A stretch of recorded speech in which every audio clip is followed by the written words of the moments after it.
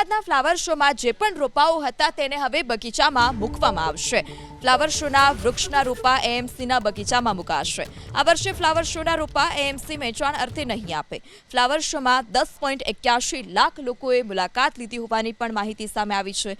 Flower શોની ટિકિટથી એએમસીને 8.41 કરોડની આવક, તો ફ્લાવર શોથી જે સ્ટોલ જે નાખવામાં આવ્યા હતા તેનાથી એએમસીને 1.27 કરોડની આવક થઈ છે। ફ્લાવર શોથી કોર્પોરેશનને કુલ 11.61 કરોડ રૂપિયાની આવક થઈ છે। અમદાવાદના ફ્લાવર શોમાં જે પણ રોપાઓ હતા તેને હવે બગીચામાં મૂકવામાં આવશે।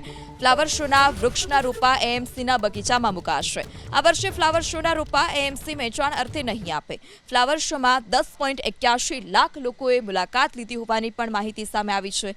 ફ્લાવર શોની ટિકિટથી એએમસીને 8.41 કરોડની આવક, તો ફ્લાવર શોથી જે સ્ટોલ જે નાખવામાં આવ્યા હતા તેનાથી એએમસીને 1.27 કરોડની આવક થઈ છે।